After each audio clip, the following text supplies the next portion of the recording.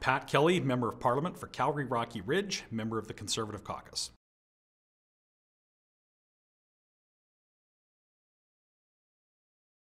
Why did I run for political office? Well, I've had a lifelong fascination with national issues, Canada's national institutions, and a real passion for the people of Calgary.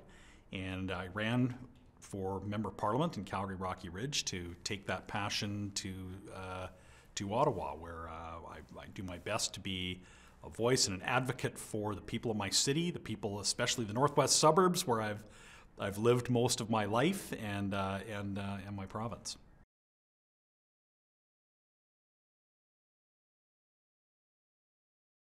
During my time as an MP, I've had quite a few different responsibilities, and I spent quite a bit of time as the critic for the National Revenue Agency, and I've spent some energy, including a couple of bill motions that we put through in the House of Commons around the fairness of how the agency treats Canadians. I think probably the proudest moment in that time was when my colleagues and I were able to get the agency eventually to reverse itself on a decision that the government had made to deny the disability tax credit to a number of disabled Canadians, mostly type 1 diabetics. They spent months doubling down on this decision, which had real consequences for many disabled Canadians. They lost access to supports because they were suddenly told that they didn't qualify for this credit, and it was sustained pressure from my colleagues and I. I was the critic for that file at the time, but eventually the government reversed itself. So you can make a difference on all kinds of different things in different ways from time to time, even as an opposition member of Parliament.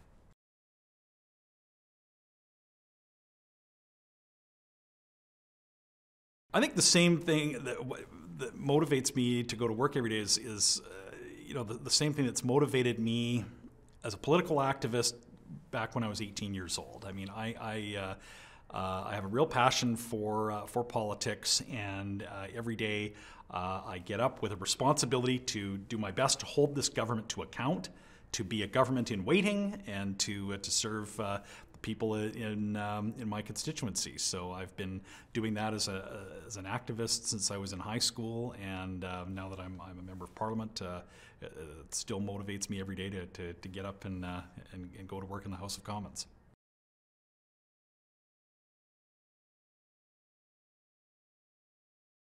After I became an MP, I had my eyes open pretty well before I was elected. I think I understood the job fairly well, but what you can't appreciate until you've been elected are the extent to which the practice and rules and procedures of Parliament sort of affect what you do, and the tools that are available to an MP. So parliamentary procedure is something that no normal person would learn or have exposure to in their day-to-day life. It's a very specialized sort of bit of knowledge. So the actual practice and procedure of the chamber itself, and how on a day-to-day basis the different levers you have and the different tools that are available to you as an MP within the parliamentary standing orders and practice was something that was new to me when I became an MP.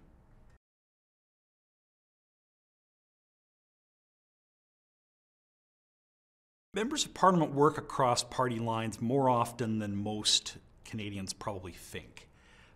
So I've worked across party lines with MPs from other parties many times, on many different occasions, usually around committee assignments.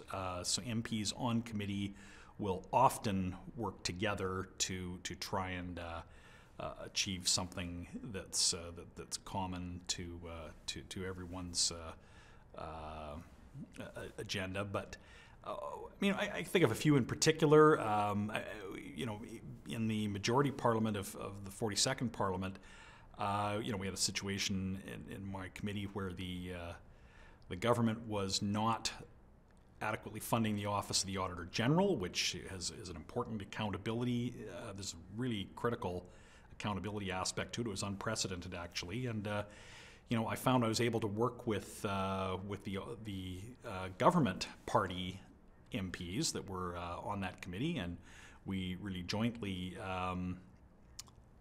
were able to apply pressure to the government, and we were not actually entirely successful in that, but the point was I was able to find commonality around government party MPs that were opposed to something that their own party in government was doing, and to work across party lines to try and do what was right for Canadians and for Parliament as a democratic institution.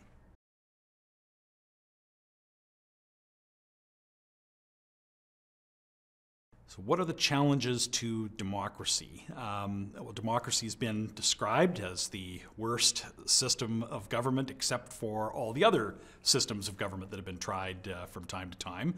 And so I think that people generally, almost universally, agree with that.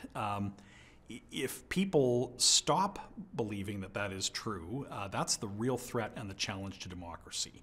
And that threat and challenge has always been there.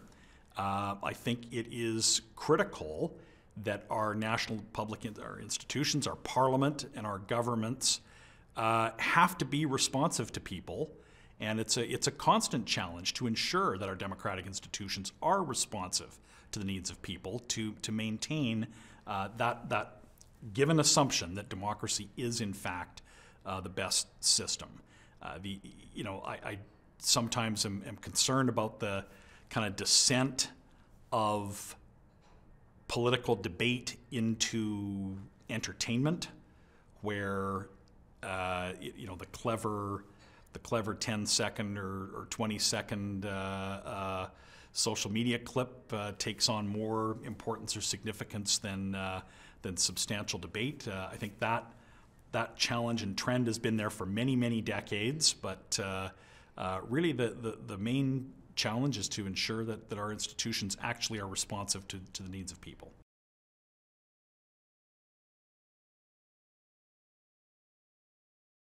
What gives me hope for the next generation? Well, I actually think that the next generation is just like all the generations before. It's a fairly old assumption that the next generation is apathetic and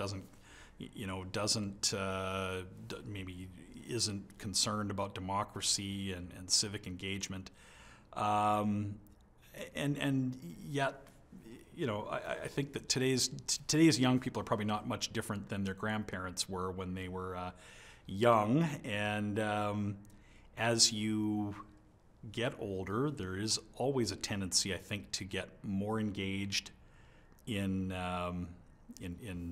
public life, whether by voting or by getting involved in politics. There are plenty of younger people that are very politically engaged today, and so I think that I'm very hopeful for the future, and I think that today's young people are a lot less different than young people in the past than people might think.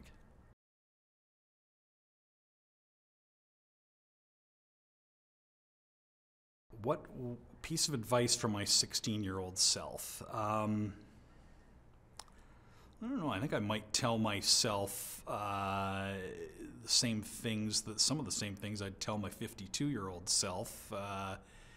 Have patience with those with whom you disagree, and do not take disagreement with others personally.